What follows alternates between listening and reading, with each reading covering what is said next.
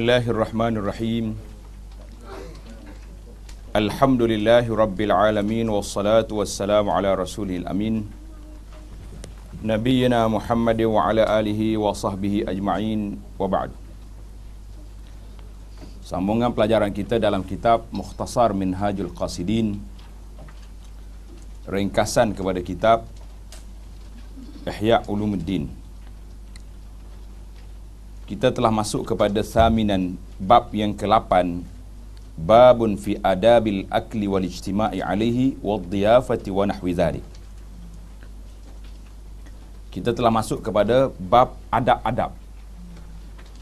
Kita hidup atas dunia ni, dia ada dua, ada adab dan ada ibadah. Ada adab yang semata-mata adab istiadat. Kemudian apabila dikaitkan dengan agama, maka dia jadi ibadah. Ini di antara keindahan Islam itu sendiri. Yang adat boleh jadi ibadat, tapi yang ibadat jangan dijadikan adat. Kerana ada berbeza dua persepsi, dua tanggapan itu. Bilakah adat itu boleh jadi ibadat? Iaitulah dengan niat yang baik. Adat ini dalam perkara-perkara mubah, dalam perkara yang diharuskan. Benda-benda harus, apabila kita tukar dengan niat yang baik, dia jadi baik. Tapi kalau benda haram, benda mungkar, nak niat jadi baik, tak akan jadi baik.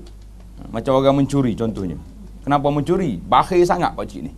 Kita curi barang dia, kita pergi derma dengan jiran tetangga dia. Tak akan jadi baik. Kerana mencuri itu benda haram. Jadi benda yang haram, tak akan bertukar dengan niat, dia jadi ibadat. Benda yang harus, al-mubah, dalam kaedah kita belajar hukum taklifi dalam ilmu usul al-fiqh, dia ada wajib, sunat, makruh, haram, makruh, mubah. Ini kena belajarlah. Istilah-istilah agama ni kita belajar untuk nak mudah memahami apa yang kita pelajari. Jadi itu di antara perbezaan di antara adab kebiasaan. Mana adab kebiasaan dia mula dengan adab yang memang tepatlah permulaan ini, iaitulah adab makan dan minum. Serta adab berkumpul, menghadap hidangan, bertamu dan seumpamanya. Adab-adab makan merangkumi adab sebelum makan, ketika makan dan selepasnya. Jadi tiga perkara yang kita bincang: sebelum, tengah makan dan selepas. Alhamdulillah, ini menunjukkan bahawa syariat Islam ini syariat yang syumul, yang syamil, mutakamil, yang lengkap. Sampai peringkat nak makan pun ada peraturan. Kalau dalam istilah moden hari ini protokol. Dia panggil protokol kan. Orang pegawai kerajaan dia ajar protokol. Nak pegang sudu belah mana, nak pegang gerpu belah mana. Saya selalu je bertukar. Saya tak kira bergerpu belah mana, yang penting sudu tu mesti belah kanan. Dia kata, ustaz kena tukar kau ni. Kata, mana tahu, yang penting masuk dalam mulut. Jangan salah angkat masuk dalam hidung sudah. Kita kadang-kadang ikut peraturan sangat. Saya masuk satu majlis tak pakai stocking. Dia kata, ustaz kenapa tak pakai stocking? Saya kata, tu semua perempuan tak pakai stocking. Dia kata, perempuan tak apa. Kata, mana boleh tak apa, perempuan wajib pakai stocking. Kita buat tak reti lagi tu. Dia kata ada hak untuk lebar kampung seorang macam ni, punah majlis. Punah majlis sebab tak pakai stocking. Hebat sungguh manusia hari ni, dikuasai oleh orang putih. Orang putih kita ni. Nah, puncanya. Baik, orang putih yang nakal lah, orang putih Islam ramai jangan duk. Mana bila saya sebut istilah tu kena fahamlah, istilah. Taib. Ada adab makan dan minum terbagi kepada 3 adab, iaitulah sebelum, ketika makan dan selepas makan. Kita kena sebelum daripada kita pergi kepada sebelum selepas ini, ada satu muqaddimah dalam kitab, cantiklah kitab ni. Nama dia Al-Wajiz fi Fiqh Sunnah wal Kitabil Aziz. Kitab ni ada terjemahan bahasa Indonesia, semua ada. Indo ni Masya Allah, dia tak kira semua benda atas dunia ni, asalkan keluar dia terjemah belaka. Itu dia panggil di antara kelebihan dia. Jadi bila sebut tentang adab makan, sama diambil dalam kitab ini dan dibawa kepada kita. Ada adab ta'am. Yang pertama dalam kitab kita ni, membasuh kedua tangan. Saya tertarik dengan kitab ni. Dia ada satu tambahan lagi, tuan letak ke atas tu. Adab yang pertama, sebelum nak makan, an yastatiba ta'amahu wa syarabahu. Pilih makanan dan minuman yang kita nak makan dan minum itu minal halalit tayyib, yang halal, yang baik. Halal dengan tayyib berbeza. Ada benda halal tapi tidak tayyib, tak ada zat, ataupun makan tu akan beri kesan macam gula. Gula ni halal ke tak halal? Halal. Tapi kalau makan banyak apa jadi? Penyakit. Jadi untuk kurangkan penyakit, kita naikkan harga. Itu lebih selamat contohnya lah. Ini di antara kaedah nak menyelesaikan masalah rakyat, ya apa ni, masyarakat lah. Baik. Jadi berbeza saya nak contoh saja. Minta maaf kan. Contoh di antara halal dengan tayyib itu berbeza. Ada benda yang tayyib, baik, sedap, lazat, tapi tidak halal. Cuba pergi tanya orang bukan Islam, makanan yang dia makan, yang tak sembelih tu, sedap tak sedap? Kita yang kita tahu ni, kita rasa geli nak makan, tapi dia, Masya Allah, 4 kali tambah, tak reti-reti lagi. Nah. Jadi, itu berbeza di antara halal dengan tayyib. Yang kita nak dalam Islam ini, ya ayyuhalladzina amanu kulu min tayyibati ma razaqnakum. Ya ayyuhalladzina amanu kulu min tayyibati ma razaqnakum. Wahai orang-orang yang beriman, makan daripada benda-benda yang baik apa yang kami rezekikan kepada kamu. Jadi benda yang tak baik tak kira, walaupun dia halal tak apa. Jadi halal dengan haram bukan duduk di logo halal ni. Ada orang kita, masyarakat ni dia suka cari ada halal ada air ni. Tak ada marah saya tak boleh. Alhamdulillah halal. Kita duk kira halal itu dari sudut fizikal. Makanan halal, halal. Alhamdulillah. Orang sembelihnya baik dan daging pun lembu, kambing, unta, taib. Ada satu lagi yang haram dalam isu ni, iaitulah duit yang kita beli. Apakah duit halal? Jadi halal maknawi, apapun haram tayyib itu ada yang zahirnya dan ada yang batin. Alhamdulillah hari ini kita nampak yang zahir, tapi kita tak fikir kepada yang batin. Yang batin tu yang kita takut hari ini. Apakah yang masuk makanan masuk dalam tubuh kita, dalam perut kita, yang kita makan sendiri dan kita beri makan kepada anak-anak kita daripada min kasbil halal ataupun tidak, daripada hasil usaha yang halal ataupun tidak. Maka penekanan ini yang sangat-sangat penting, sangat perlu para jemaah yang terlibat dengan masalah keuangan, masalah perkara ini kena teliti. Nak beli saham ke, nak beli benda-benda ke, biarlah kita teliti benda tu halal ataupun haram. Yang ada sudut zahirnya bukan duduk di tanah halal. Sebab saya tanya kawan-kawan yang banyak jalan, dia kata setengah-setengah kedai dia tulis halal tu, bila tak ada daging babi tu kira halal. Dia kata orang Islam tak boleh makan daging babi saja. Sedangkan benda lain dia buat, alat-alat yang dia guna lain mungkin juga terlibat dengan benda-benda yang syubhat, yang tidak baik. Maka Allah SWT perintah di sini, kulu min tayyibat, makan yang baik. Jadi Allah Ta'ala halalkan kita yang halal dan tayyib. Itu adab yang pertama. Jadi kita kena kira lah benda-benda macam ni. Adab sebelum kita makan ni, tengok halal-halal, tapi jangan sampai peringkat was-was. Jangan peringkat air. Tak boleh pergi rumah dia ni. Sebab apa? Dia kerja di tempat sekian-sekian. Jadi kita duk korek pula kerja orang. Ini pun jadi menimbulkan satu permasalahan yang tidak boleh harmoni. Jangan duk banyak sangat was-was dan jangan terlalu tak ambil kira sangat. Bainal ifrat, bahasa Arab kata bainal ifrat, kerah sangat, wat tafrid ataupun cuai sangat. Kita duduk tengah-tengah. Kita tengok rumah orang ni.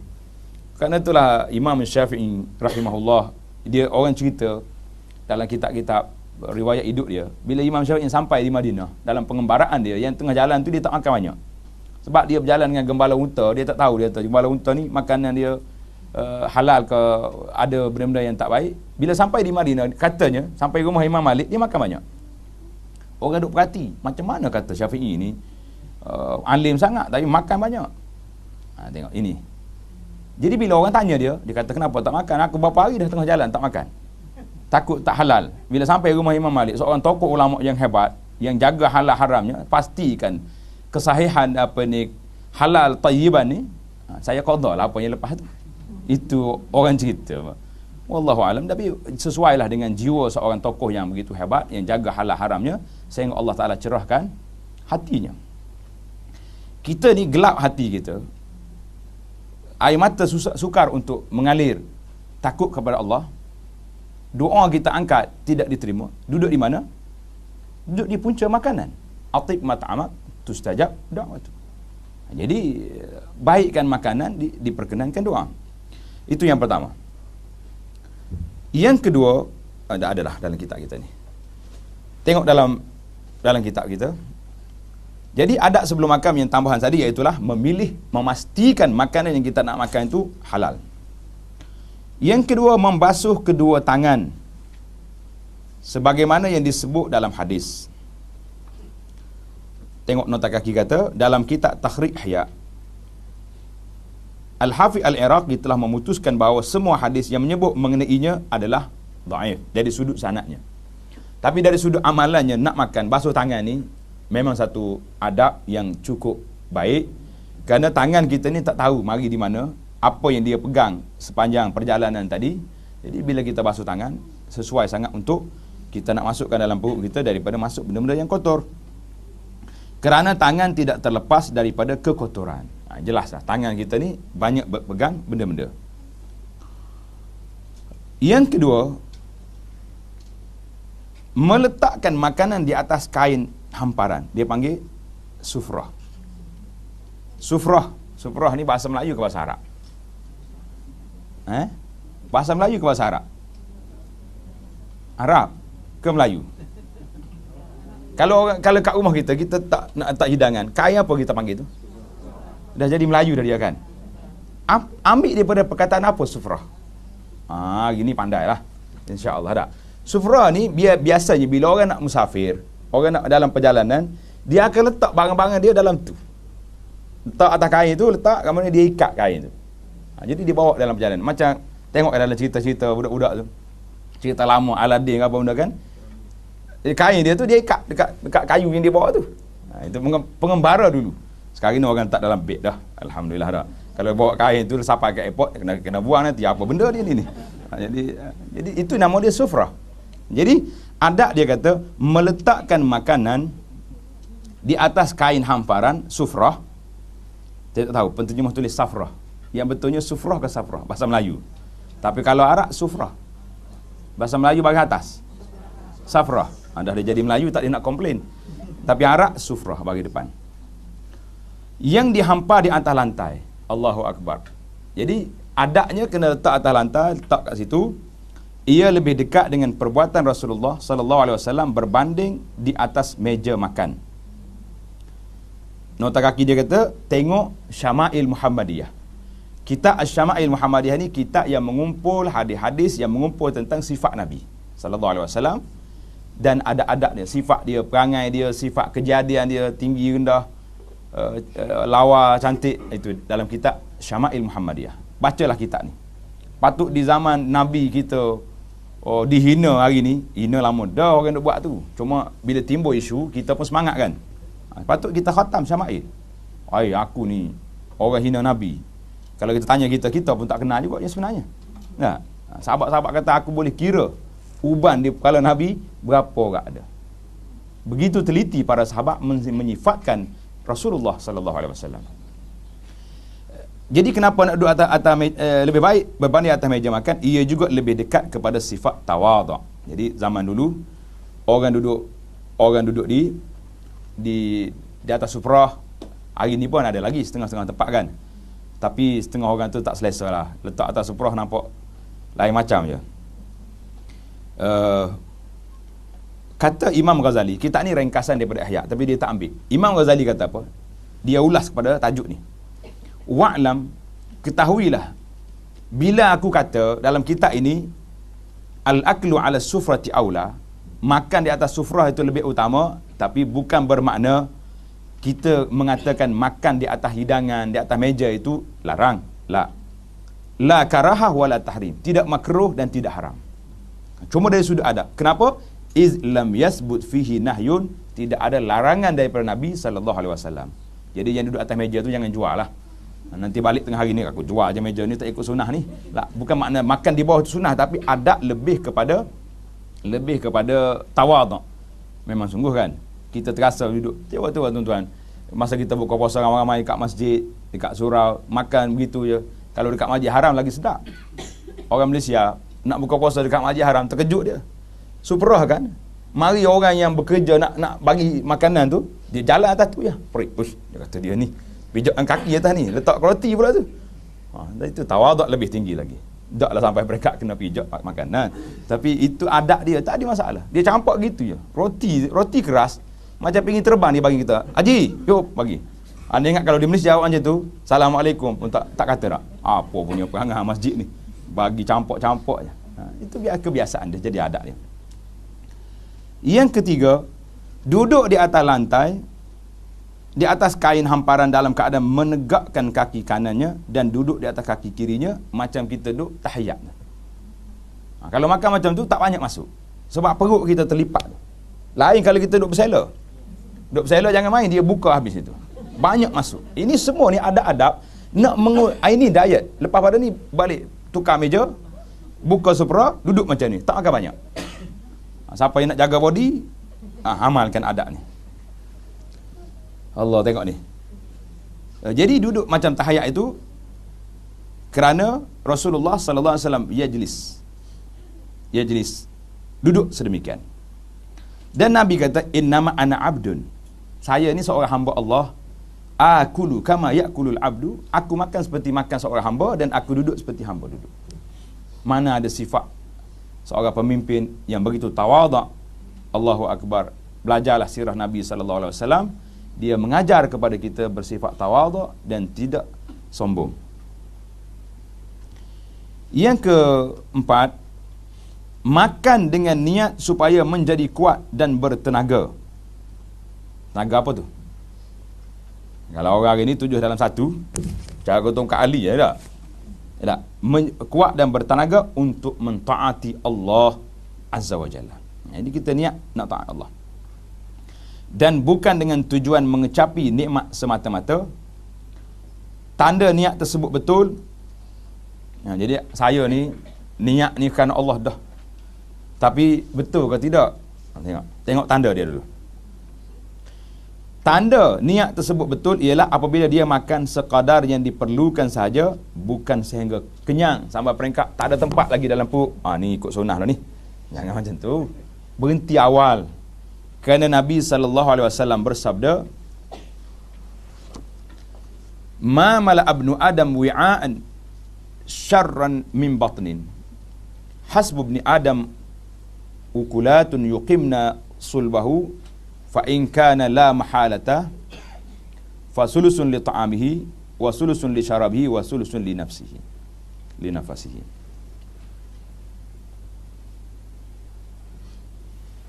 Seburuk-buruk bekas yang dipenuhkan, mana bekas yang diisi, yang paling tak baiknya iaitulah yang diisi oleh anak Adam ialah perutnya. Kita masuk segala apa dalam perut ni. Cukuplah bagi anak Adam dengan beberapa suapan yang boleh menegakkan tulang belakangnya. Sekiranya tidak mungkin nak makan banyak juga, maka 1/3 untuk makanan, 1/3 untuk minuman, dan 1/3 untuk nafasnya. 1/3 untuk nafas. Hadis ini riwayat Imam At-Tirmizi, Ibnu Majah kata di penilai hadis mengatakan hadis ini sahih. Hadis bagi 3 perut ni. Jadi kita adab ini cukup besar apabila kita belajar bahawa ada adab nak makan nak minum ni cukup banyak. Bukti adanya niat seumpama itu ialah dia tidak mengholorkan tangannya untuk mengambil makanan melainkan ketika lapar sahaja. Bila lapar baru kita makan. Kita makan ikut jadual ke ikut ada. Setengah orang ni saya ni jadual waktu makan ni lapar tak, tapi oleh kerana jadual kena makan juga. Macam makan ubat. Makan ubat ni tak kira dah. Doktor kata 4 jam sekali, 6 jam sekali makan. Dan dia akan berhenti makan sebelum kenyang. Sesiapa yang berbuat demikian, dia hampir-hampir tidak memerlukan doktor lagi. Jadi orang tak mahu jumpa doktor, makan sikit. Kerana jauh dari penyakit. Di samping itu, dia hendaklah redha dengan rezeki yang ada dan tidak menghina rezeki yang sedikit, serta berusaha bersungguh-sungguh untuk makan beramai-ramai walaupun bersama keluarga dan anaknya. Ini di antara adab. Cuba kita makan, nak suruh ramai macam mana? Saya duduk 2 orang ya ustaz, dengan isteri ya contohnya. Macam orang yang dah muda balik ni, kan? Ramai orang kita ni muda semula. Anak duduk asrama, anak dah kerja sana sini. Tinggal 2 orang, nak makan macam nak ramai. Senang je nak ramai. Setiap lepas sembahyang, bawa balik je orang masjid tu. Makan, ada selalu orang rumah kita. Allahu Akbar. Saya dengar cerita tokoh-tokoh ulama. Di antara yang hebatlah, waktu belajar di Madinah dulu, dia kata di antara tokoh ulama yang rumahnya sentiasa ada tetamu makan bersama dia, iaitulah Syekh Abdul Aziz bin Baz rahimahullah. Jadi syekh-syekh kita di mana kata, mau pergilah rumah dia, tengah hari ke malam, ada je tamu makan sekali. Kita kalau mari tamu, ana sibuk. Duk main ana sibuk lah dulu. Orang kata, pergi rumah Syekh? Sibuk. Sebab kadang-kadang masalah juga, tamu pun dahlah orang bagi makan, sudah bagi makan pun tak nak balik-balik juga. Pasal tu Arab dia ada menu dia. Kalau kita pergi rumah Arab, dia bagi makan, bagi buah semua sekali. Akhirnya dia bawa keluar syai, teh. Bila keluar air ni, Assalamualaikum, boleh balik dah tu. Isyarat dah tu. Penutup. Jadi kita pun kena buat juga. Kalau ustaz keluar air teh tu, lepas pada tu mau klik dah tu. Jangan duduk tunggu lagi. Kalau tidak aku tak panggil mari dah. Dia tunggu lama. Kita banyak kerja. Allahu Akbar. Ada jugalah masalahnya. Jadi yang kita nak hidupkan sunnah ini, iaitulah kita nak hidupkan sunnah biar boleh makan beramai-ramai. Kalau suka sangat nak bawa ke rumah, bawa jamuan kat mana, kat masjid. Yang senang ya, bawa pergi restoran. Ada. Bawa pergi kedai. Ikut saya. Itu dia. Allahu Akbar. Ini di antara adab-adab sebelum makan.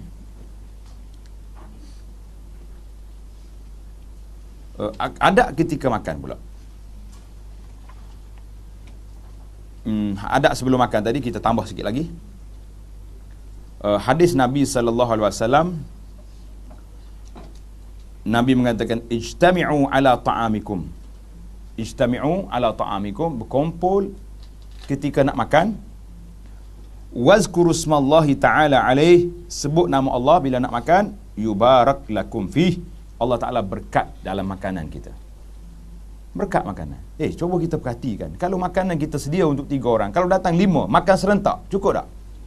Cukup. Tapi kalau makan berasingan, tak cukup. Itu di antara kita nampak keberkatan apa yang disebut oleh Nabi sallallahu alaihi wasallam ini jelas. Berkumpul diberkati. Makan seorang lain macam. Jadi hari ni sukar untuk kita duduk makan ramai-ramai pun jadi tak ramai dah. Dan masing-masing ada pinggan sendiri. Dulu orang makan dalam dulang, dalam talan, atas suprah. Itu. Cuba kita amalkan dengan anak-beranak kita makan dalam dulang, boleh? Dia kata bukan tak nak makan, tapi tak tahu dia punya nak break kat mana. Itu masalah juga. Kalau dalam pinggan kita boleh letak banyak mana yang kita nak. Tapi dalam dulang kebetulan kawan kita pula jenis orang tak makan banyak, jadi kita yang kena habiskan. Payah nak diet tu. Saya cuba juga nak buat macam ni, tapi dia orang kata alasannya macam tadilah, bukan tak nak makan ramai. Jadi akhirnya kita kata kita makan beramai-ramai tapi mengikut sukatan yang tersendiri. Lebih baik. Itu yang pertama. Adab-adab ketika makan. Adab ketika makan iaitulah bermula dengan baca bismillah. Mula dengan baca bismillah. Mula dengan baca doa dulu. Masyarakat hari ni jangan. Kita nak hollow mak tangan tak? Ustaz, baca dulu. Saya cakap, itu dekat pasti. Budak-budak baru belajar. Yang kita orang tua ni masing-masing baca bismillah. Tengok hadis ni. Tengok, kita mula dengan baca bismillah, kerana bacaan sebut nama Allah atas makanan itu diberkati dan terhalang syaitan daripada nak makan. Tengok hadis Aisyah radhiyallahu anha, Nabi kita salam bersabda, iza akala ahadukum ta'aman, apabila seorang itu makan makanan, falyaqul bismillah. Setakat tu je. Sama juga makan baca bismillah, dan waktu nak sembelih pun baca bismillah. Ada beberapa tempat, sebab apa dia tak baca bismillahirrahmanirrahim, dia baca bismillah setakat tu nak. Ini setengah ulama dia bahas, dia teliti hadis-hadis yang Nabi suruh ni, kenapa dia beri setakat tu, dia tak kata bismillahirrahmanirrahim, bismillah. Sebab kalau kita nak sembelih contohnya, bismillahirrahmanirrahim, dengan nama Allah yang maha pemurah, maha kasih sayang. Macam mana orang kasih sayang boleh sembelih orang, boleh sembelih hayawan? Itu hikmat. Naknya sebut nama Allah, wazkurisma Allah, sebut nama Allah, bismillah, makan, habis itu. Doa yang disebut tadi, yang disebut doa sebelum makan tu, memang itu termasuk di kalangan doa-doa yang dari sudut sanadnya tidak sabit, cuma dah masyhur di kalangan anak-anak kita yang dididik di di pusat-pusat asuhan kanak-kanak. Dan saya tengok hari ni lebih kepada adab istiadat. Bila nak makan, cari dulu, mana ustaz ni, ustaz baca doa. Saya kata saya tak jumpa lagi mana-mana riwayat yang sahih Nabi kita bila nak makan dia suruh baca doa. Yang dia suruh bacanya bismillah. Lepas pada ni suruh orang makan, silakan bismillah, makan. Jangan jadi satu acara rasmi pula. Nak makan kena tunggu dulu semua makan, semua baca. Baik, fa in nasya fi awwalihi. Kalau dia terlupa nak baca awal, cepat sangat, tengok ni sedap sangat, bismillah, bismillah, tak sempat baca bismillah. Gong pakai puak selalu. Apa nak jadi? Tengah duduk makan baru tengok Allah, tak baca bismillah tadi. Sebab seronok sangat. Maka Nabi kata falyaqul bismillah fi awwalihi wa akhirihi. Kita kata bismillah dengan nama Allah daripada awal sampai ke akhir, ni semuanya dengan nama Allah. Jadi apa jadi? Tengok ni, Nabi kata syaitan yastahillu ta'am alla yazkura smullahi alaih. Syaitan ini boleh makan makanan yang tidak disebut nama Allah. Syaitan makan makanan, kalau kita makan tak baca bismillah, dia join sekali. Syaitan join sekali. Dalam hadis yang lain, hadis ini hadis yang semua hadis dalam kitab kita dia pilih yang sudah ditakhrij adanya sahih, daripada Jabir radhiyallahu anhu. Iza dakhala ar-rajulu baitahu, apabila seorang itu masuk dalam rumahnya, fa zakarallaha inda dukhulihi, dia masuk, dia sebut nama Allah, bismillah, masuk rumah. Bila dia nak makan, dia baca bismillah. Syaitan pun kata la mabita lakum wala asya, tidak ada tempat tidur di rumah ini dan tidak ada hidangan makan malam, tak ada. Sebab tuan dia baca bismillah. Bila tak baca, syaitan kata happy, malam ni tempat tidur pun ada, makanan pun dah sedia, dia makan sekali dengan kita. Jadi kena ingatlah, walaupun nampak simple baca bismillah itu, tetapi kesan dia cukup besar, iaitu syaitan terhalang daripada nak makan makanan kita apabila kita baca bismillah. Yang ketiga, tidak menghulurkan makanan, menghulurkan tangannya untuk mengambil makanan yang lain sehingga dia menelan makanan daripada suapan sebelumnya terlebih dahulu. Maknanya jangan sumbaklah, habis kunyah semua barulah masuk yang kedua. Ini masuk ini, jadi nampak kita dengan orang lain itu nampak sama je, kan? Tengok macam nak banding pun takut dia orang marah. Kalau kambing kan, lembu, dia ada tak dia beri makan? Tak, dia kunyah dulu, masuk sebab malam nanti baru dia mesin balik. Jadi kita orang tak kena sudah selalu kena sudah siap selalu. Jadi bagi satu-satu masuk, habis masuk yang lain pula. Itu adab. Yang keempat, tidak mencerca makanan. Jadi kalau tengok makanan tu tak sedap, jangan duk kata macam ni ya buat, panggil orang. Jangan. Tengok ni, Nabi kita sallallahu alaihi wasallam kata di Abu Hurairah, ma'aba Rasulullah sallallahu alaihi ta'aman qattu. Tak pernah Nabi kita mencerca, mengaibkan makanan sama sekali. Kana iza ishtahahu akalahu wa illa tarakahu. Dia tengok makanan dia nak makan, bismillah. Dia tak makan, dia senyap. Dia tak kata, "Oi, macam ni panggil saya jauh-jauh mari." Mu tak nak makan, diam lah, orang lain boleh makan. Bahkan waktu orang akak dhab. Kena dhab. Boleh ke dhab ni terjemah biawak? Biawak padang pasir. Panggil dhab lah. Dhab tu dhab lah. Sebut biawak lain macam je bunyi. Saya waktu belajar dulu sembelih dhab ni. Memang sedap. Orang boleh makan arnab, boleh makan dhab. Buat sup. Oh, power sungguh. Sedap lah mana boleh makan tu. Tak ada, biasa ya. Kalau nak suruh orang makan jangan bagi tahu. Lepas makan tanya dia, sedap tak? Oh, sedap Lagi apa ni? Bang hami-hami sikit. Kata tu lah dhab. Dia tak patut pun. Patut pun tu lain macam yang muka ya. Jadi jangan cerca. Kalau macam cerita dhab tadi, bila Nabi nak makan, sahabat beritahu, dhab ni Rasulullah. Nabi tak berhenti makan. Orang kata haram ke? Dia kata tak pernah makan di kampung saya, tak ada ni. Di Mekah ni tak ada benda. Hayawan ni tidak ada di sana. Jadi kita pun macam sama juga. Kita kadang-kadang ada makanan-makanan yang kita tak biasa makan. Tak payah kita makan. Jangan duduk marah pula. Allah. Yang tidak mencerca makanan. Yang kelima, makan makanan yang berhampiran dengannya, melainkan jika ia terdiri daripada pelbagai jenis makanan seperti buah-buahan. Jadi kita kena ambil yang dekat dengan kita. Kita kena ambil apa yang dekat.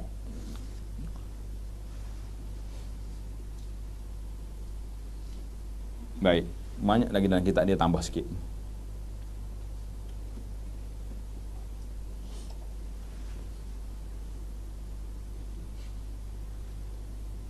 Tertinggal tadi nombor 2 kan. Nombor 2 dulu. Bermula dengan bismillah. Kemudian makan menggunakan tangan kanan. Ini yang sangat penting ni. Makan menggunakan tangan kanan. Mengecilkan suapan dan mengunyahnya dengan baik. Jadi naknya yang saya nak tekan di sini ialah tangan kanan. Sebab Nabi kita sallallahu alaihi wasallam larang. Dalam hadis Umar bin Abi Salamah radhiyallahu anhum, Umar kata apa? Ketika saya masih kecil, duduk di Hijri, mak dia Ummu Salamah kahwin dengan Nabi sallallahu alaihi wasallam. Umar ni anak tiri dia, masih kecil. Jadi Nabi kita ajar dia. Wa kanat jadi tatishu fi sahfah. Maknanya tangan dia duk ambil ni. Nabi kata apa? Ya ghulam, samillah. Anak, baca bismillah. Wa kul biyaminika. Makan dengan tangan kanan. Wa kul mimma yali, makan yang duduk kat depan kamu. Jadi pasal tu dalam kitab kita kata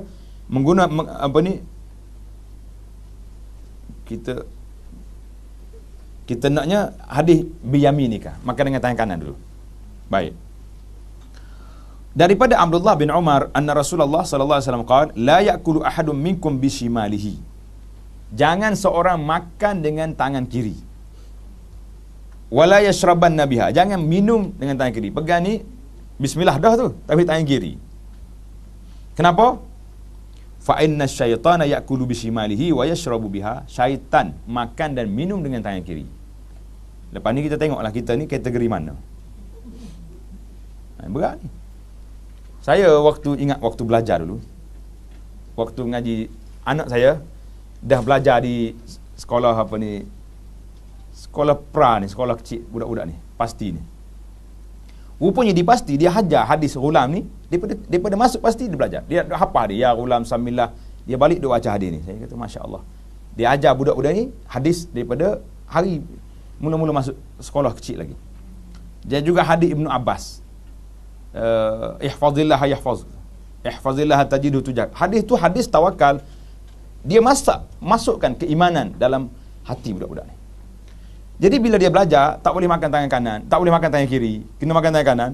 Jadi orang Malaysia ni biasalah mari, orang haji mari, saya bawa balik kat rumah, beli makan nasi mandi apa-apa. Jadi ada makcik ni, bila makan dengan sudu, makan tangan kiri. Anak saya mari bisik, dia kata, "Bapak, itu syaitan kah?" Terkejut saya, kata, "Lish." Kata, "Kenapa?" Dia kata, "Yakulu bishimal." Makan dengan tangan kiri. Kata, "Diamlah." Dengarkan makcik tu marah. Anak kita tuduh dia syaitan pula dah. Allah, saya kata. Itu hasil tarbiyah budak-budak. Bila dia belajar hadis, tengok, dia rasa janggal bila orang makan tangan kiri. Kita hari ni oleh kerana kita selalu makan tangan kiri, makan tangan kanan pula pelik. Apa pegang tangan kanan? Bahasa ni kotor habis gelas kan. Dah tangan kanan makan nasi. Nak pegang gelas ni juga akhir kali kotor. Marah dia. Jangan marah. Nabi kata apa ni? Syaitan yakulu bishimal. Ingat. Jangan makan dengan tangan kiri. Lain lagi, ada satu cerita daripada Salamah bin Aqwa radhiyallahu anhu. Seorang laki-laki makan dengan tangan kiri dekat dengan Nabi sallallahu alaihi wasallam. Nabi kata, "Kul biyaminik." Makan dengan tangan kanan. Pak cik tu jawab, "La astati." Saya tak mampu. Dia kan dia boleh. Dia jawab tu saja nak kerah kepala. Qala la astata'ta. Mu boleh buat. Ma mana'ahu illa al-kibr. Mu tak nak angkat ni sebab sombong. Bila orang tegur, sombong, tak nak tukar. Kata dirawi qala fama rafa'aha ila fih. Lepas pada itu tangan dia tak boleh angkat. Lembek jadi. Ini dia nak lawan Rasulullah sallallahu alaihi wasallam, jangan duk main. Dia akhirnya tangan dia jadi lembek, tak boleh angkat. Allahu akbar. Itu yang pertama tadi yang kita sebut, makan guna tangan kanan. Jangan mencerca makanan dan makan yang berhampiran dengan kita. Jangan ambil satu kalu, kecuali katanya buah-buahan, sayur-sayuran itu mungkin. Satu lagi dia kata makan di tepi dulu, sebab hadis Ibnu Abbas, al-barakatu tanzilu wasat at-ta'am. Bila kita kumpul makanan ini, berkat turun duduk di tengah makanan. Jadi kalau kita ambil situ je, kita dapat berkat, orang lain tak dapat. Maka kita kena ambil kata begitu, fakulu min hafataihi wala ta'kulu min wasatihi. Makan di tepi, jangan ambil di tengah. Tengah tu biar sama-sama ambil nanti. Sikit-sikit sampai di tengah, semua ahli hidangan kita tu dapat berkat. Allah. Tak adalah tuan-tuan. Semua sunnah yang Nabi kita ajar ni menarik. Kadang-kadang kita je terlupa kan. Yang seterusnya, yang ke-5, yang ke-6, makan dengan menggunakan 3 jari. Dan sekiranya ada yang jatuh, hendaklah dia mengambilnya. Makan dengan 3 jari. Bolehkah makan nasi 3 jari? Macam mana nak ambil? Nasi impik boleh lah. Roti boleh. Jadi kita cuba makanan-makanan yang boleh guna jari yang kecil ni ambil. Tapi kalau nasi sukar sikit lah kan. Taklah, ini adab. Bukan bermakna tak boleh buat. Boleh kita buat. Tapi yang naknya makan dengan 3 jari. Kata di Ka'ab bin Malik, "Ra'aitu Rasulullah." Aku tengok Rasulullah sallallahu alaihi wasallam yakulu bi salasati asabi'. Bi salasi asabi', dia makan dengan 3 jari. Fa iza faragha la'iqaha. Bila habis dia jilat jari dia. Ini. Jangan duduk kata pula ada setengah orang tu dia tengok orang jilat jari, dia kata macam kucing yang makan. Jangan. Nabi kita ajar adab, sebab kita tidak tahu berkat makanan itu duduk di mana. Boleh jadi di yang terakhir sekali berkat dekat situ. Biar kita masukkan semua. Baik. Makan dengan 3 jari. Apabila jatuh, makanan jatuh adalah dia mengambilnya. Allahu akbar. Tengok ni. Hadis Jabir, "Inna syaitana yahduru ahadakum inda kulli syai'in min sya'ni."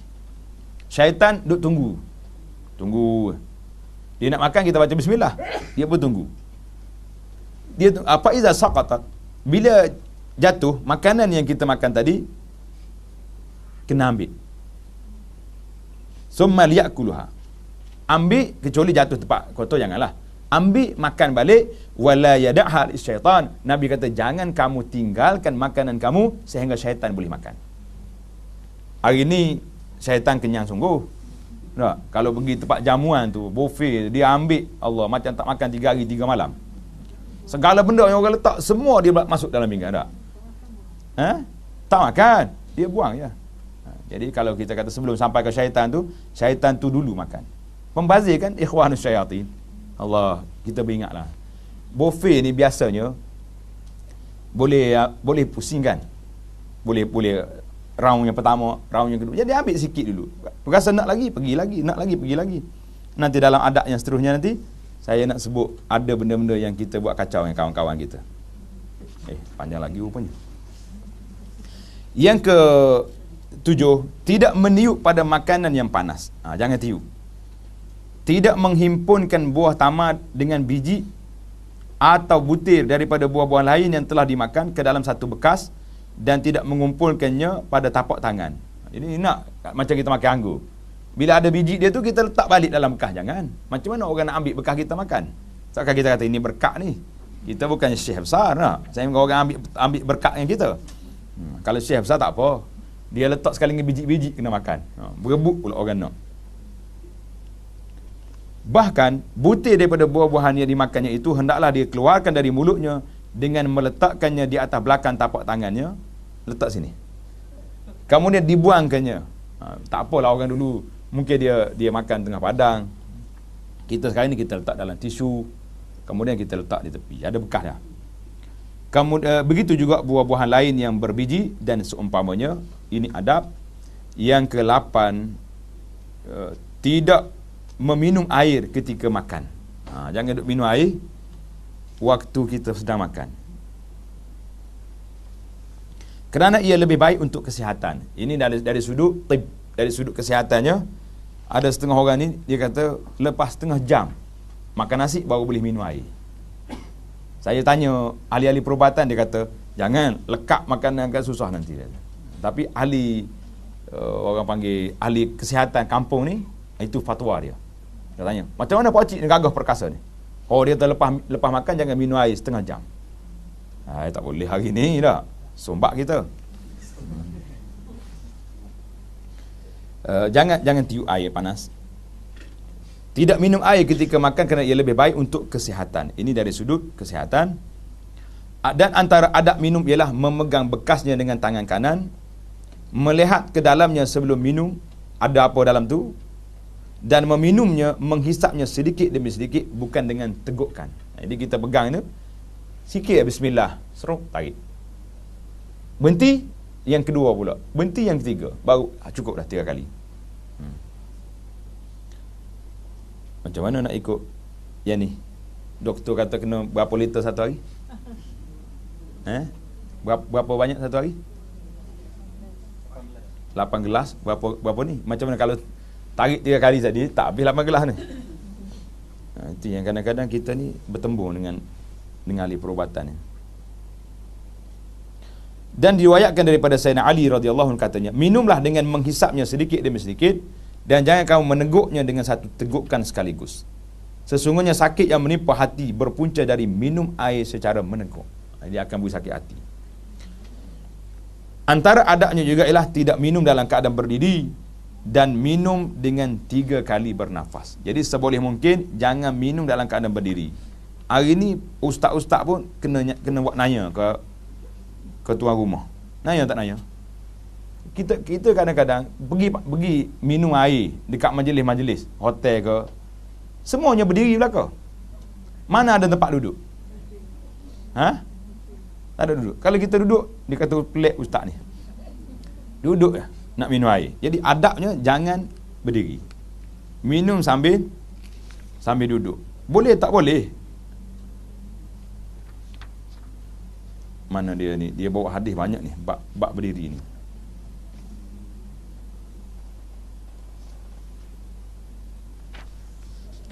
Dia kata jangan minum sambil berdiri. Banyak hadis dia bawa ni.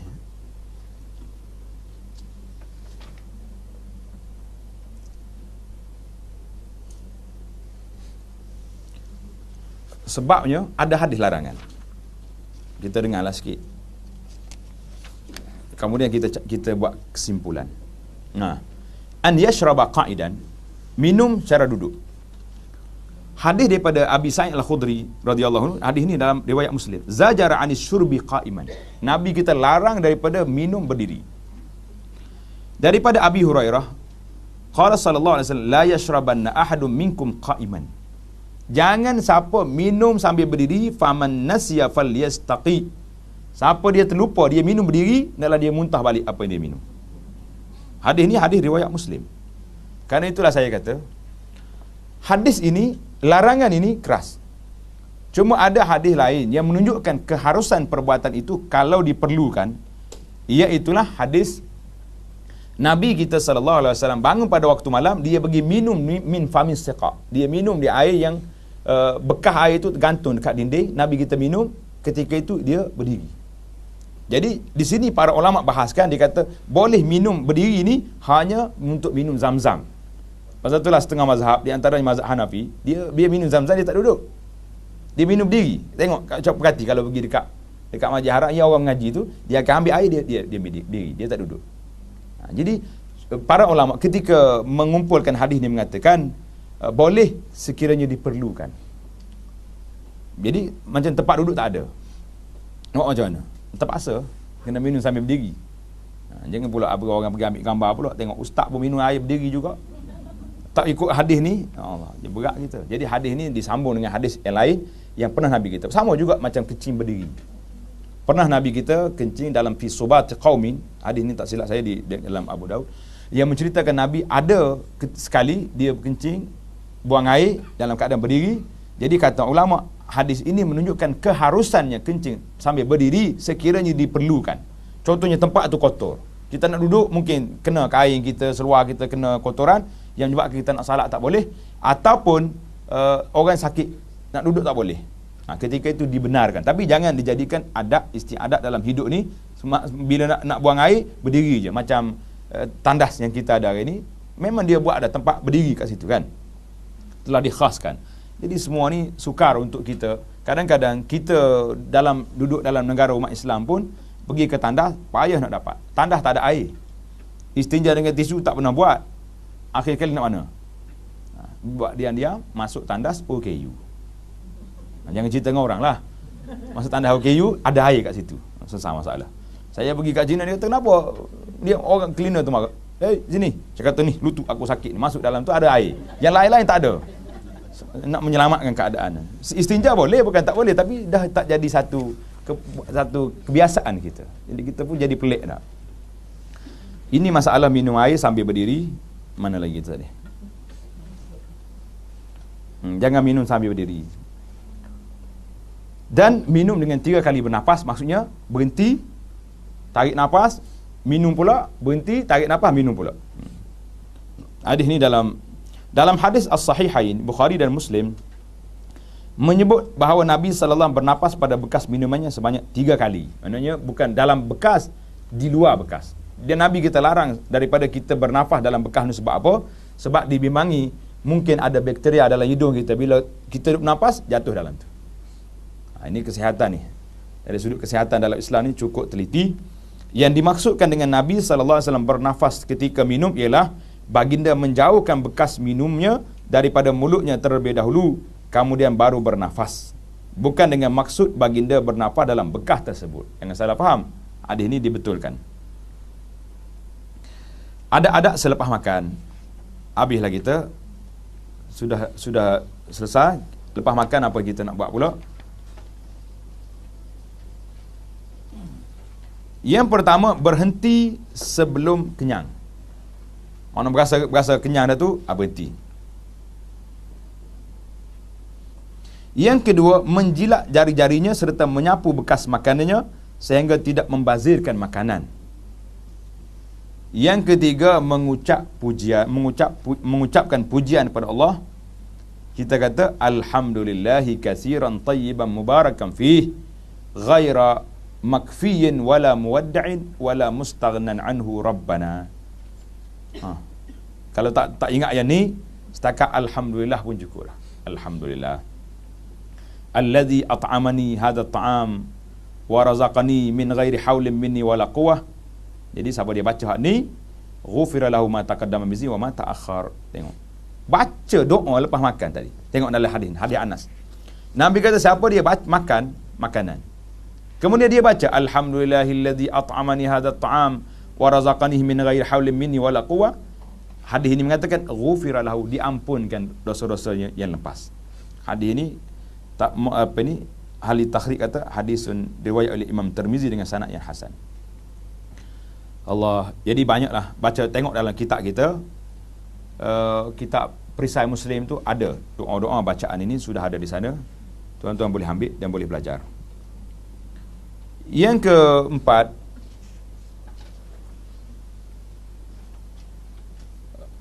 dalam satu hadis Nabi SAW, Inna Allah la yarda 'anil 'abdi an ya'kulal aklata fayahmadahu 'alaiha au yashraba syarbata fayahmadu 'alaihi. Sesungguhnya Allah SWT meredai seorang hamba apabila dia makan, dia memujinya, dan apabila dia minum, lalu dia memuji Allah. Hadis ini riwayat Imam Muslim. Yang keempat, membasuh kedua tangannya dari bauan makanan. Jadi kita kena ingatlah, hari ini yang jadi masalah kita, budaya masyarakat Melayu ni dia ajar supaya cium tangan. Nah, kita dengan budak-budak suruh cium tangan, cium tangan, cium tangan. Anak kita pun cium juga. Anak murid dengan guru pun cium tangan, hormat. Jadi masalah hukum takbilil yad ini tak jadi masalah. Tapi jangan sampai peringkat rokok. Hari ini pula satu budaya baru pula timbul, cium kaki pula. Ada? Orang duk tunjuk gambar saya atas, macam mana hukumnya ustaz? Macam sampai cium kaki pula dah. Tuan-tuan boleh tengok dalam satu tulisan saya dalam web Abu Anas tu, tajuk dia, punca berlakunya syirik atas muka bumi ini, hulu melampau dalam menghormati guru. Ada? Satu kumpulan Buharah nama dia. Memang gambar-gambar yang ada itu semuanya cium kaki belakang. Budaya ni telah dibawa masuk oleh sebahagian masyarakat ni, dalam masyarakat kita telah ada sekarang ni, cium kaki. Jadi saya nak kata cium tangan tadi, basuh tangan baik-baik. Jadi kalau kita ni memang satu budaya dalam masyarakat ni, lepas salam, dia nak salam, dia cium tangan. Nak tarik, setiap kali masa nak tarik jadi penat juga kita. Jadi kita kena hormatlah kepada orang. Jangan duk makan budu. Kalau tidak, orang cium tangan pening dia. Budu ni bau cukup berat. Nah, tak adalah di antara benda yang paling busuk dalam dunia ni, dalam bab makanan ni, budu lah. Busuk. Kemudian kita cubalah. Jangan duk pegang benda-benda yang pelik-pelik tu, yang menyebabkan kalau orang cium, Allah, ustaz ni apa makan? Dia duk ngopak dengan tok guru pula apa tu. Orang pelik saya kali tengok. Dia kata, kenapa ustaz makan dengan sudu? Saya kata, saya mau boleh halang orang tak cium tangan lepas pada ni, tak salam dengan tangan ni, aku tak makan. Aku tak makan dengan tangan. Sebab kesian dia orang tu, Allah. Dah lah kita baru sudah makan, dia lapar, cium pula bang. Macam-macam. Jadi kena jaga juga. Saya tak suruh dan tak suka cium tangan, tapi dah jadi macam tu. Payah. Sekarang ni kita sedang memberi penerangan supaya tidak cium tangan. Madilah dengan salam. Tapi dah jadi lagu tu. Kena sabar dulu lah untuk satu peringkat ini kan. Allahu Akbar. Ada adab tambahan ketika berhimpun dan berkongsi makanan. Kita habiskan sikit lagi. Antaranya ialah memulakan makan selepas ia dimulakan oleh orang lain yang lebih berhak untuk memulakannya, kerana faktor usia yang lebih tua atau kerana memiliki kelebihan, melainkan sekiranya dia sendiri merupakan ketua masyarakat. Jadi kita kalau duduk dalam ramai hidangan kita ni, kalau ada orang tua, kita suruh dia lah, sila, fadal, ambil. Ada kan dalam hadis Nabi kata kabir, suruh orang tua dulu mula. Ini kadang-kadang budak ni dia lapar, tak sempat dengan pakcik dah. Duduk dalam meja ustaz pun dia dulu. Ustaz, kita start lah.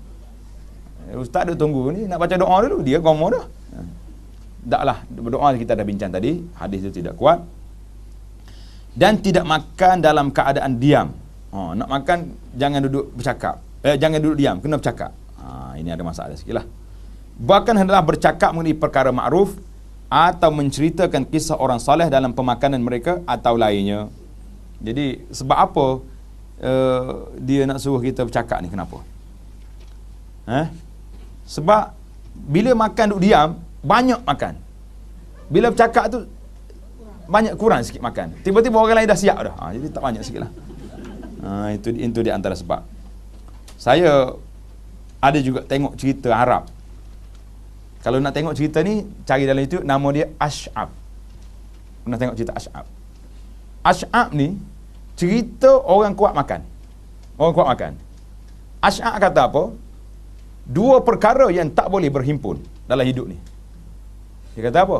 Dia kata al-aklu wal kalam. Makan dan bercakap tak boleh. Sebab dia bila bercakap, dia tak makan banyak. Orang lain duduk makan, dia duduk bercakap. Pasal itulah kita jangan duduk tanya soalan kat ustaz tengah makan. Biar dia makan dulu, lepas pada selesai. Susah dah ustaz? Sudah. Saya nak tanya soalan. Ni dia duduk bercakap. Cara kena pula jenis ustaz pula bercakap dengan tangan. Sambil bercakap, tangan naik pula. Bila dia nak makan? Oh tak, sudah makan ni. Jangan duduk. Jadi dia kata di sini, tengok ada taklid di bawah muka nota kaki nombor 2 yang lebih betul pada mana-mana keadaan ialah sebagaimana sabda Rasulullah sallallahu alaihi wasallam yang maksud, siapa yang beriman dengan Allah dan hari akhirat, dia hendaklah bercakap baik atau diam saja. Jadi ada kalanya kita makan dan kita bercakap ketika itu yang diperlukan, bukan maknanya duduk buah tengah makan.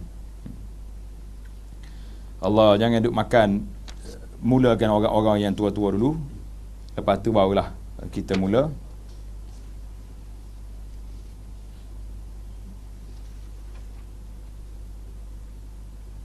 Yang ketiga, masing-masing harus berusaha mementingkan sahabatnya daripada dirinya. Tengok. Tanya dulu, awak nak yang mana? Yang ni. Ambil, salah. Ini kita berbuk ambil kita dulu tak? Aku nak pohon, aku nak ini masalah. Dan tidaklah pula sehingga sahabatnya terpaksa menjemputnya makan dengan berkata, makanlah. Ini satu adab. Kita bila kita pergi rumah orang tu memang nak hormat dengan kita. Nak hormat ke tidak? Nak hormat. Tapi melampau sangat. Ustaz, tuan, sila makan. Jemput, ambil ni. Malulah orang tu nak ambil. Tak payah. Letak je kat depan dia, yang dia nak dia ambil, yang dia tak nak dia akan tinggalkan. Jangan suruh makan. Dia kata apa ni? Jangan suruh makan. Makan. Tambah. Tak payah suruh tambah. Dia orang tambah sendiri je. Tak malu. Apa yang nak? Dia kalau tuan duk tunggu makan, malu sungguh nak tambah. Tapi kalau tak ada senyap-senyap je, lepas dia tambah, senyap, tambah pula. Tapi kalau orang suruh, saya macam tu. Itu ustaz, tambah ustaz. Tak, pakai tak tambah. Pakai setakat tu, budik selalu. Terima kasih ya. Sudah, tak boleh.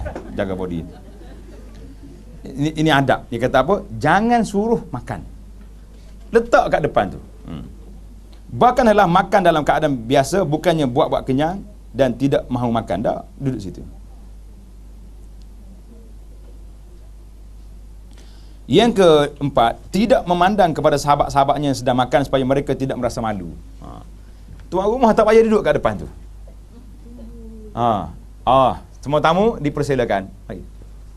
Lepas tu sekali dia round kat belakang tengok ada apa yang kurang, tambah. Ni dok ni dia suruh makan pula dah. Suruh makan ni malu orang tak makan. Yang kelima, jangan melakukan sesuatu yang menjijikkan orang lain ketika makan bersama. Jangan mengibah-ngibah tangannya ke dalam talam dan jangan mengholorkan kepalanya ke dalam talam, ke dalam dulang lah talam tu. Ketika menyuapkan makanan ke mulutnya, jika dia mahu keluarkan atau buang sesuatu dari mulutnya, dia hendaklah memalingkan mukanya daripada makanan dan mengambilnya dengan tangan kiri. Jangan celupkan suapan makanan yang berlemak ke dalam cuka, maknanya ke dalam kuah lah, ambil dengan sudu, dan cuka ke dalam makanan berlemak. Perbuatan tersebut kadang-kadang tidak disukai oleh orang lain. Begitu juga jangan mencelupkan baki makanan yang telah dimakannya ke dalam kuah. Ini semua ni ada adab. Ada saya jumpa seorang kawan dia. Kalau kita pergi makan, dalam hidangan tu ada budak, ada anak kita, dia tak makan terus. Kita tahu. Dan dia ada anak juga, tapi dia perangai dia. Jadi kita pun tengok pakcik ni kalau ada budak dia tak makan. Kita bawa anak kita pergi duduk di tempat lain lah. Jangan duduk ihraj dia, jangan duduk susahkan dia. Allahu Akbar. Itu habislah adab-adab kita. Banyak lagi dalam kitab kita ni, tapi jangan duk malu kan. Macam satu cerita, ada seorang kawan ni, dia pergi makan ramai-ramai lah. Jadi kawan duk jauh, dia kata bagi saya tu, dia tunjuk nak tambah nasi. Si kawan ni buka gurau, pergi angkat dia punya bekas basuh tangan bagi kat dia. Basuh tangan kawan tu. Oh, keluar tunggu kat bawah nanti. Bertumbuk, dia kata, ni tahu dah aku duduk nasi apa holok depan orang ramai. Dia basuh lah kawan tu. Kira alhamdulillah sudah. Jangan buat lah. Nak gurau pun tengok orang juga. Jangan duduk tengok benda-benda yang. Habislah kita. Amalan memberi makan kepada sahabat-sahabat. Sunat memberi makanan kepada sahabat yang lain. Diriwayatkan daripada Ali radhiyallahu anhu katanya, aku lebih suka mengumpulkan sahabatku untuk sama-sama makan segantang makanan daripada membebaskan seorang hamba. Jadi ini adab. Jadi kalau boleh kita nak makan, biarlah makan beramai-ramai. Panggil je orang pergi. Ini dipanggil bab taqdimut ta'am ilal ikhwan. Khaysamah. Payah nak baca tu. Khaysamah dengan sa. Pernah membuat sejenis kuih. Kuih dia panggil al-khabis dengan sa. Kalau awak baca khabis ini dengan sa jadi keji, khabis. Tulis kuat Arab. Khabis. Apa khabis ni? Campuran tamar dengan keju dan makanan yang enak-enak. Beliau menyebut Ibrahim Al-A'mash. Orang hebat belaka lah ni. Panggil Ibrahim ni mari. Apa jadi? Ibrahim A'mash mari. Seraya berkata, makanlah. Aku membuatnya khas untuk kamu semua. Jadi ada kalanya kalau kita panggil orang-orang pergi, kita suruh dia makan, kita ni buat khas untuk kamu. Bolehlah. Kata ustaz, saya masak sendiri hari ni. Tu nanya dengan ustaz tu. Tak makan orang masak, tak sedap sikit pun kena buat sedap juga kan. Hendaklah dia menghidangkan apa yang ada tanpa berlebih-lebihan. Ini kadang-kadang melampau. Kita pergi rumah dia penuh meja. Duk ulang ayat yang sama. Ustaz, minta maaf lah. Tak sempat apa, satu meja dah penuh ni.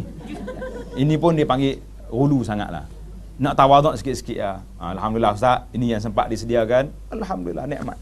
Tapi kalau duk ulang 4 kali yang sama, dia kata lain kali saya betul nak datang dah. Sebab awak tak masak untuk saya. Ni awak masak untuk siapa tak tahu ni. Satu meja penuh. Panggil Ustaz pergi 2 orang je. Jadi dia tidak perlu meminta izin dari mereka untuk menghidangkan makanan. Jadi antara tanda-tanda berlebih-lebihan ialah menyediakan semua apa yang dimilikinya. Yang ada kat dapur bawa semua sekali. Itu tak boleh. Kita buat setakat yang cukup sajalah. Imam Asy-Syafi'i rahimahullah pernah singgah di rumah Az-Za'farani. Za'farani kawan rapat dia. Pada suatu hari Za'farani akan menulis pada sehelai kertas mengenai apa ni, sebelum tu adab tu. Ada seorang yang berziarah pula ialah tidak mencadangkan makanan tertentu yang perlu dihidangkan oleh tuan rumah.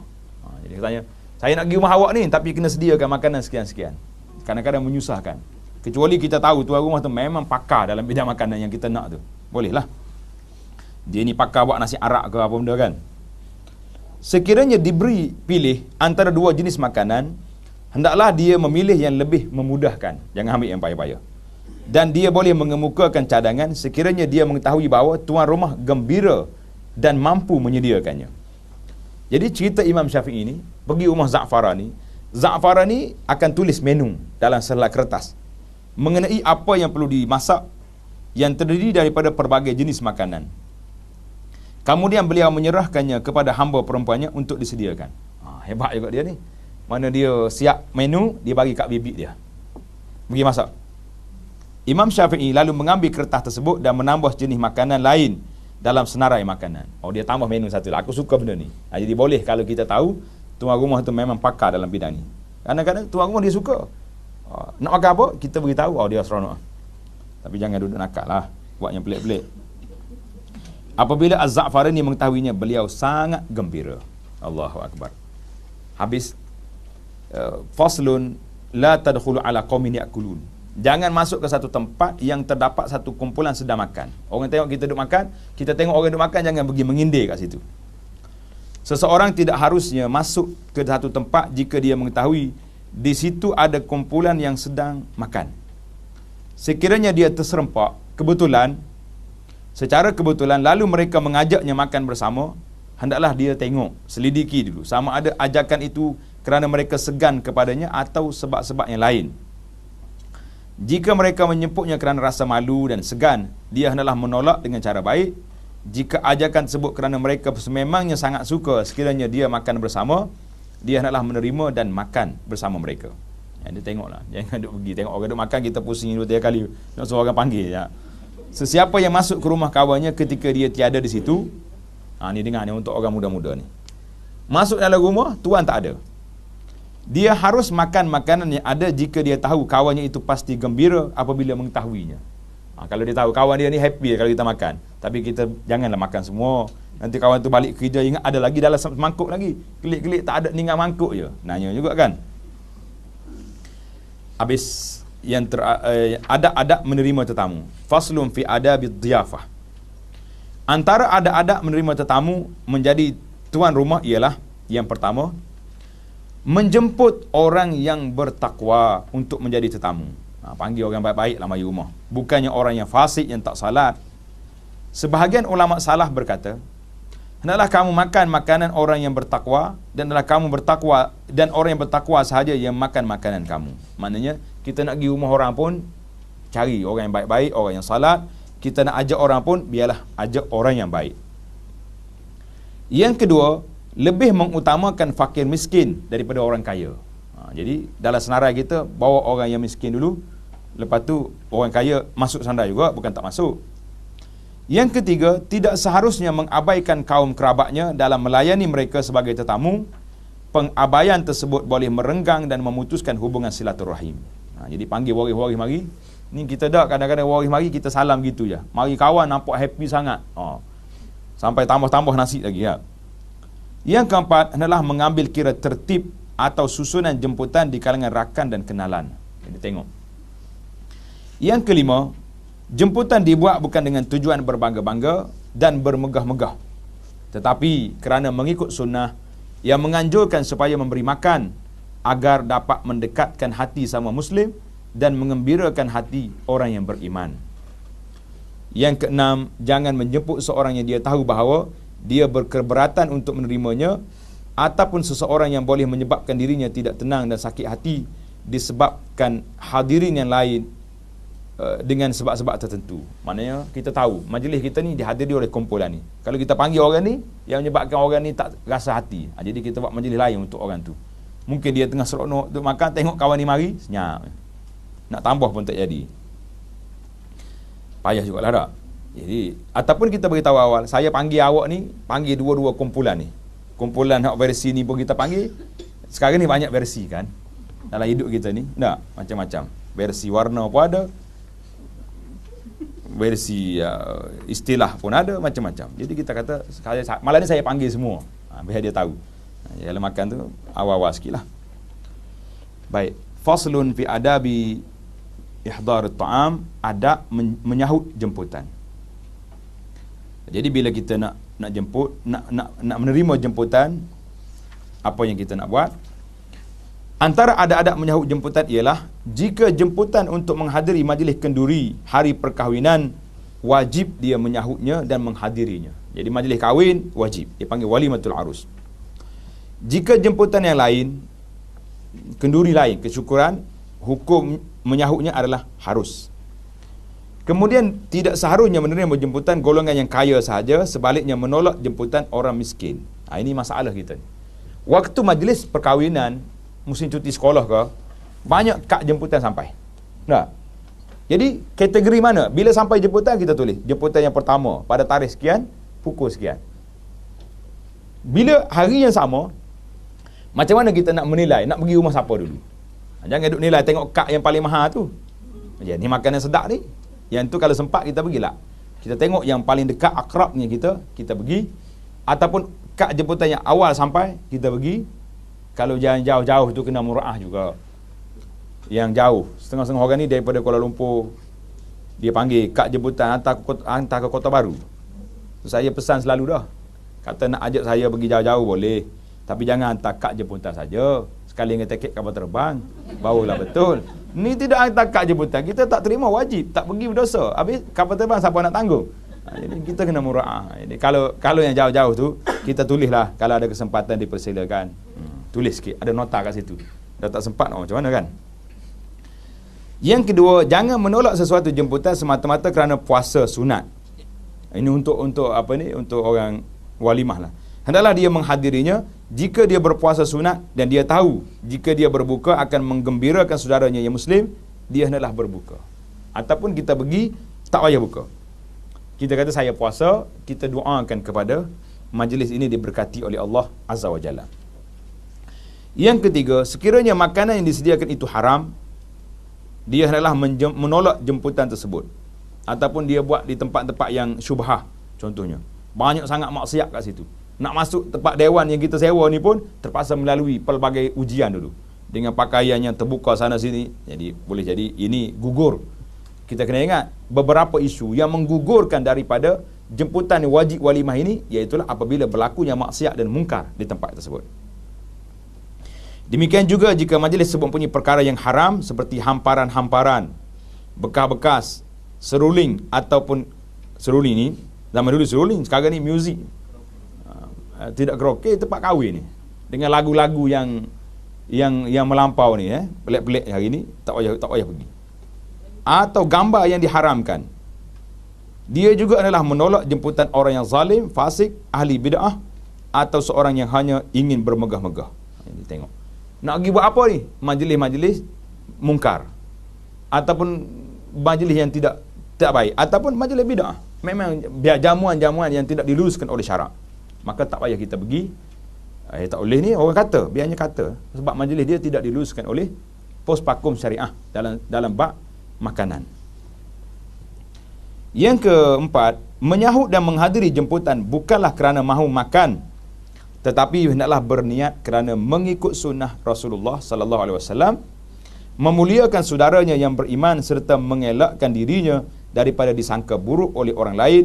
Boleh jadi orang akan berkata dia ini seorang yang sombong jika dia menolak. Ya memanglah orang kata dahlah mentang dia kaya panggil tak mari kan. Tapi sebenarnya dia panggil kita duduk jauh, tiket tak hantar, itu satu penyakit juga. Yang kelima adalah bersifat tawaduk ketika berada dalam majlis dan jangan duduk terkehadapan untuk menonjolkan dirinya. Jika tuan rumah memberikan satu tempat untuknya, jangan pula dia melampauinya. Tuan rumah kata duduk sini, tak apalah kita duduklah. Jangan duduk atas pentah tu, kita duduk tarah bawah. Yang keenam, jangan selalu mandang-mandang ke arah datangnya makanan kerana ia menggambarkan sikap pelahaknya. Asyik duduk tengok kat dapur, mana tak mari-mari lagi ni. Ni satu penyakit kan ni. Allahu Akbar. Jadi adat-adat ni cantik tuan-tuan. Alhamdulillah. Adat yang terakhir yang kita nak bincang hari ni, adat-adat menyediakan makanan. Ni belajar ni. Adat Islam ni bagaimana menu makanan nak keluarkan. Yang pertama, terdapat 5 adat menyediakan makanan. Yang pertama, menyegerakan hidangan kerana memuliakan tamu. Kita beritahu waktu. Waktu kami majlis rumah saya bermula pukul 12. 11.30 makanan dah siap. Jangan duk ikut orang tulis kad tu. Orang tulis kad pukul 12. Catering cakap dah pukul 2 baru makanan mari. Kita ubah balik buat pukul 2, tambah satu lagi. Kesian orang tunggu lama. Dia lapar kan? Yang kedua, menyediakan buah-buahan terlebih dahulu sebelum makanan lain. Dia orang kata ni menu barat ni. Pergi kat hotel makan sayur dengan buah dulu. Tak, dalam Islam sudah ada. Imam Ghazali tahun 505 dah buat menu dah. Makan buah dulu baru makan benda lain. Kita buah ni dia panggil kemudian. Tak betul. Mana dalilnya? Ini sangat baik dari segi perubatan kerana firman Allah dalam Al-Quran, wa fakihatim mimma yatakhayyarun wa lahmi tayrin mimma yashtahun, dalam syurga ni. Dan juga dibawakan pada mereka buah-buahan dari jenis-jenis yang mereka pilih serta daging burung dari jenis yang mereka ingin. Ayat Quran ni susun buah dulu baru daging. Kena tak kena dengan menu kita ni? Kemudian makanan yang paling baik selepas buah-buahan ialah daging, khususnya yang dipanggang. Kemudiannya roti dan seterusnya manisan. Kemudian diakhiri dengan minum air sejuk. Kemudian dicurahkan air untuk membasuh tangannya. Habis. Air kemudian sekali baru angkat. Pak kita air dulu. Pasal saya pergi ke kedai restoran, dia kata mau minum apa? Kata makan dulu. Apa minum apa dulu? Dia hantar minuman dulu. Pelik, terbalik budak ni. Nah, pergilah mana-mana restoran pun, dia akan tanya nak minum apa. Kata tak nak minum, aku nak makan. Dalam menu kita ni, minum kemudian sekali. Yang ketiga, menghidangkan semua jenis makanan yang ada. Yang keempat, tidak terburu-buru untuk mengangkat hidangan, bahkan adalah menunggu sehingga tetamu selesai makan terlebih dahulu. Ini dah setengah orang ni, tamu tak siap lagi tu, dia angkat dah pinggan. Kawan itu baru nak tambah. Nanya juga dia terfikir. Ada lagi yang terlepas tu tak? Kalau di hotel besar tak apalah, dia angkat pun dia bawa pinggan lain. Kat rumah kita, bila kita nak tukar pinggan kat situ tak? Ini satu lagi, ada lagi dalam kitab lain, dia kata, kalau kita makan beramai-ramai, memang Nabi suruh berhenti sebelum kita Kenyang, tapi jangan bangun. Kalau kita makan satu hidangan, seorang ni bangun, orang ni bangun. Akhirnya tinggal dia tu seorang duk makan situ. Nanya dia.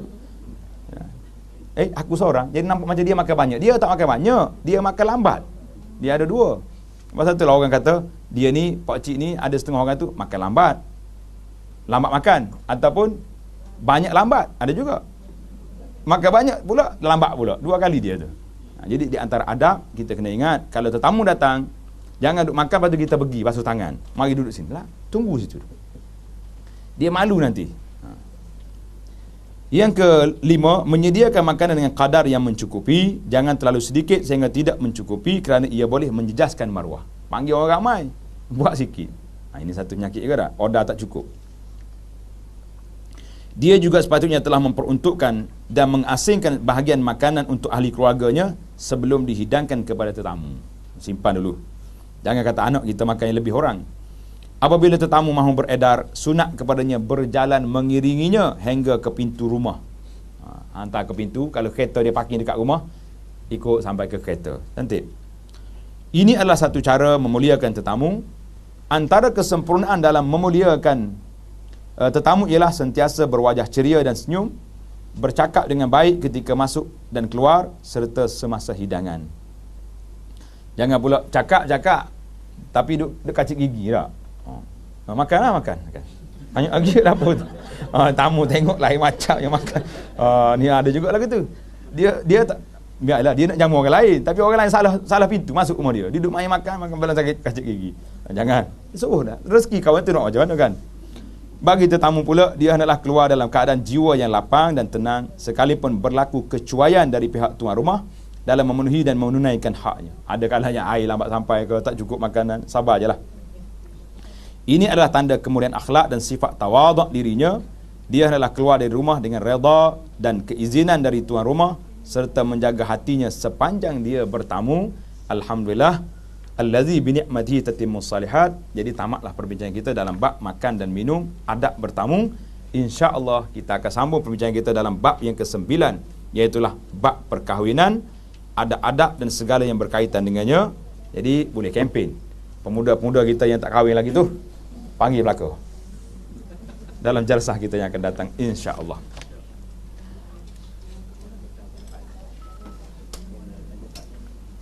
Jadi bulan sebelah ni saya tak ada, insya-Allah saya akan pergi haji pada 17 hari bulan Oktober ni.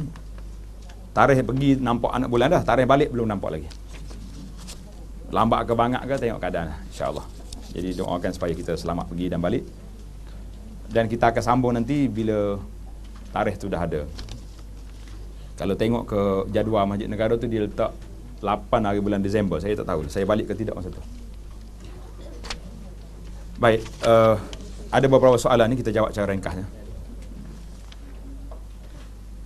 Iaitu soalan yang pertama, apakah hukum salam dan laga pipi ke pipi 3 kali yang biasa dilakukan oleh kaum muslimah setiap kali berjumpa dan berpisah?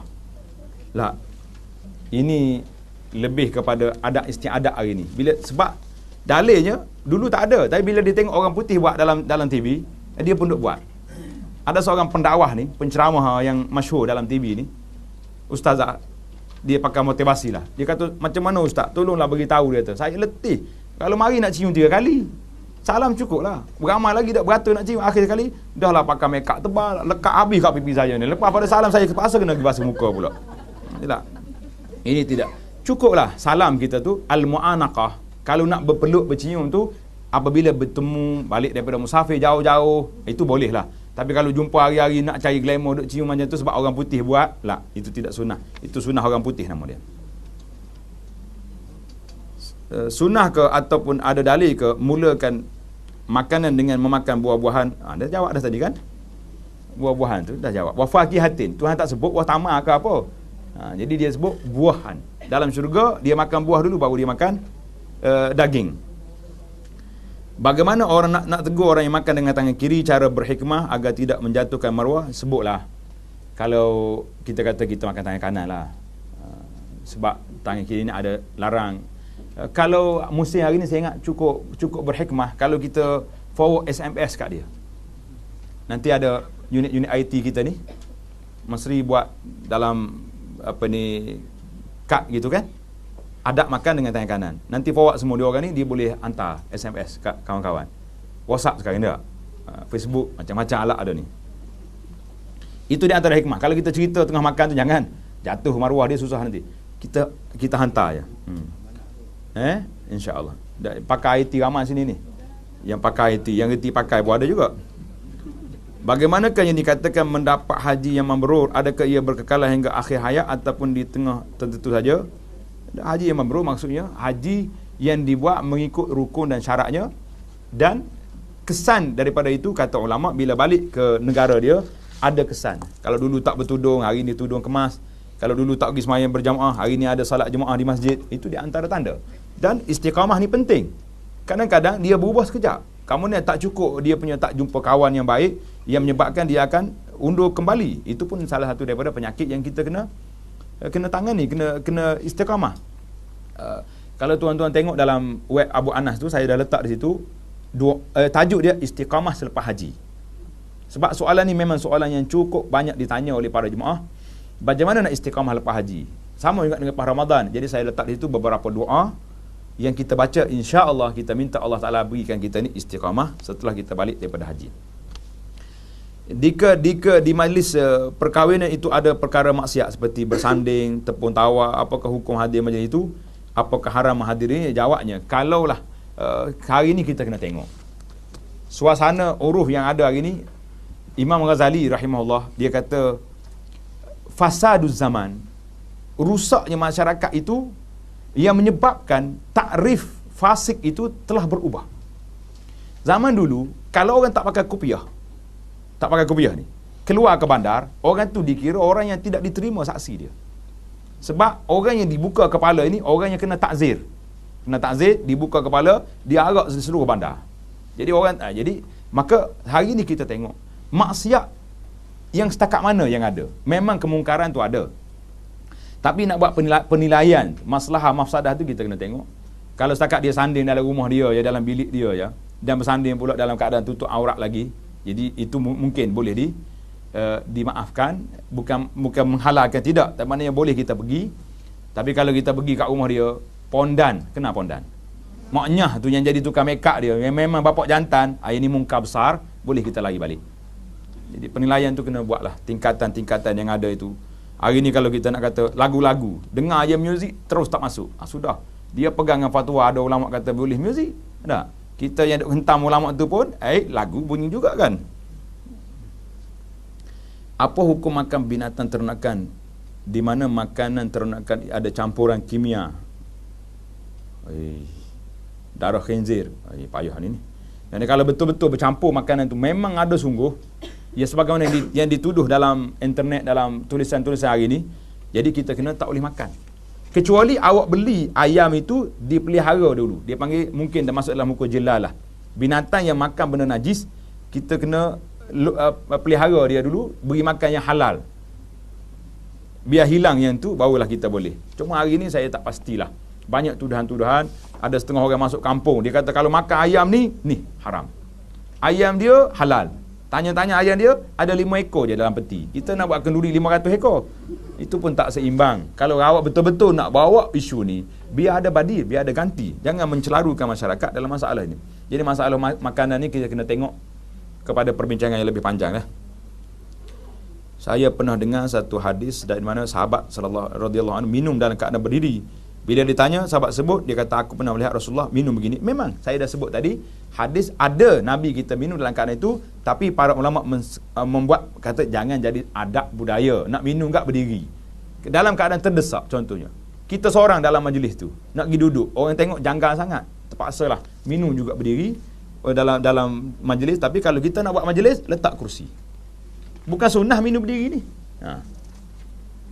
Masalah keharusan. Adakah sama hadis larangan minum berdiri dengan makan berdiri? Lebih kurang lah.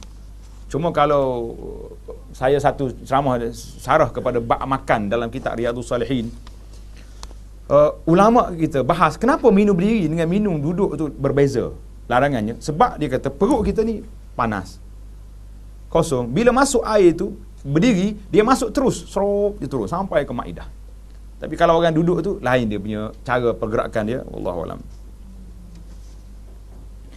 Bagaimana cara untuk mengikut sunnah menjilat jari selepas makan? Jari mana yang harus dijilat dahulu? Tengoklah dari mana. Biasa dia akan mula yang besar, yang kecil. Yang pentingnya mana-mana tempat yang ada tu kita jilat. Tolong jelaskan, daging babi itu haram dimakan, tapi barang-barang atau meniru yang dengan babi atau darah hanya perlu dicuci, tidak perlu disamak. Nanti dulu baca sekali. Melihat Muslim yang makan minum dengan tangan kiri di restoran, patut mesti ke saya tegur? Kalau ya, tolong nasihatkan cara menegur. Jadi kita kenal tak dia tu? Itu satu masalah. Nanti angkat kerusi terbang dalam restoran makan susah. Jadi hikmah ini kalau kita tengok, kalau budak-budak muda contohnya, bolehlah kita pergi pegang kat belakang adik. Kalau makan tangan kanan kan lebih cantik, lebih sopan. Buatlah mesra-mesra je. Jangan pergi dengan muka masam. Jangan buat macam anak saya, syaitan ya. Ini perang besar dunia jawabnya.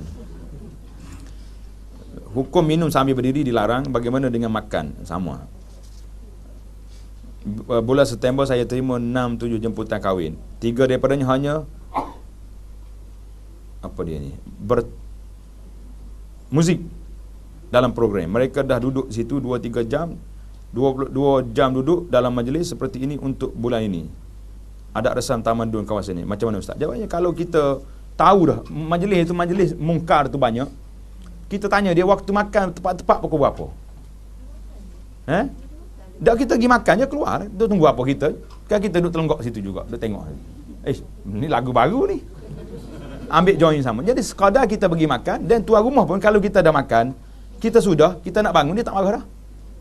Kecuali majlis orang Arab. Arab dia tak akan angkat makanan kecuali semua tetamu datang. Sepatutnya tu dia tak buat tengah hari, dia buat malam. Saya kalau ada jemputan orang Arab ajak kahwin anak dia ke siapa, kita akan pergi pukul 12.30 malam.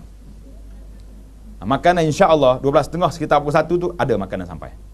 Itu untuk laki-laki. Yang perempuan mungkin dia akan makan pukul 2 pagi. Memang budaya Arab dahsyat. Saya kalau nak makan tu kena makan dulu lepas Isyak, lepas tu kita pergi. Kadang-kadang kita SMS dengan kawan, agak-agaknya dah bangun ke? Dia kata ada dah nampak lori catering masuk tu, barulah kita pergi. Bolehkah kita hadir atau memenuhi jemputan majlis tahlil atau baca ayat sedangkan ini masalah khilaf yang berlaku. Tuan-tuan pun sudah tahu, kalaulah hukumnya telah disebut oleh para ulama sedemikian, jadi kalau kita hadir yang menimbulkan masalah, jadi carilah jalan-jalan yang boleh menyelamatkan keadaan itu.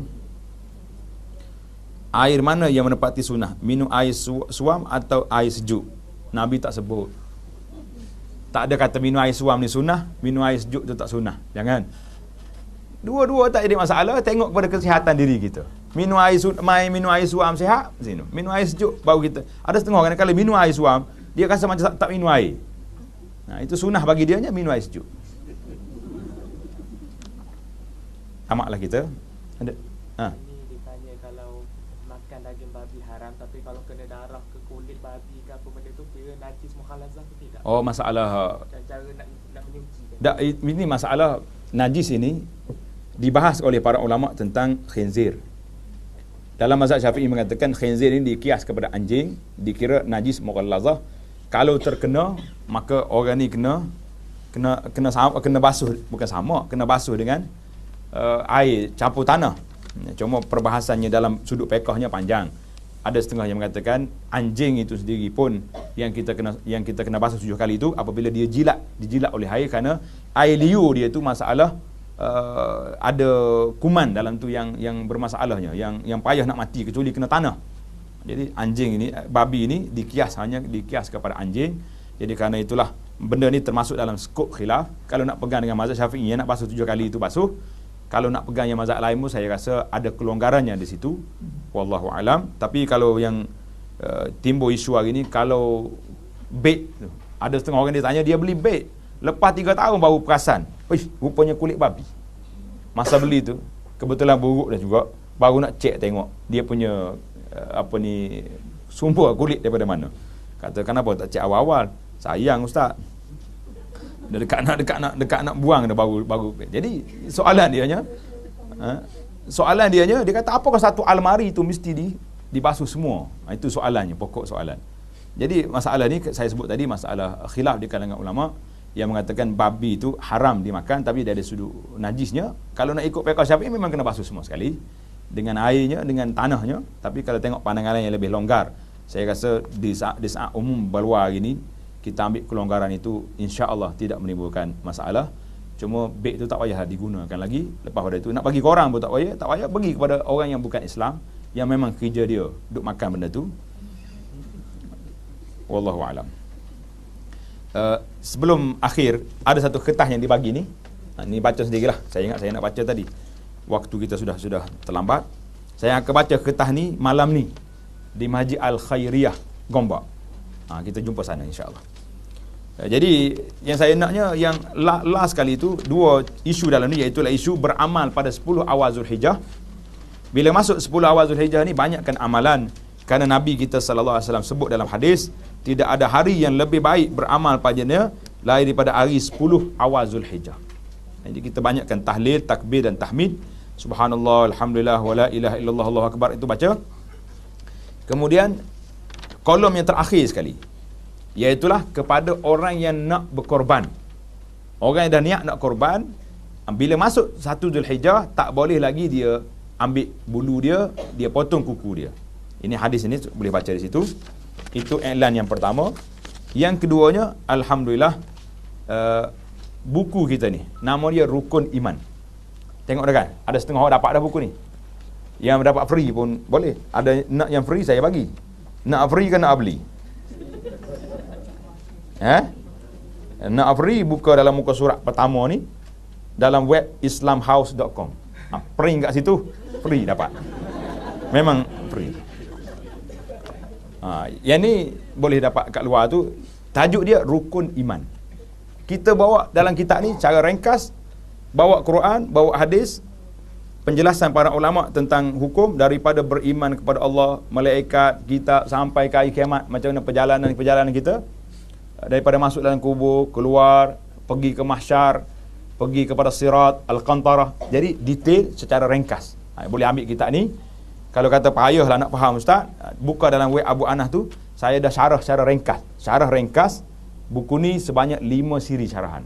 Jadi boleh belajar tengok. Tajuk dia Rukun Iman. Syarah kitab ni. Jadi boleh beli kitab ni.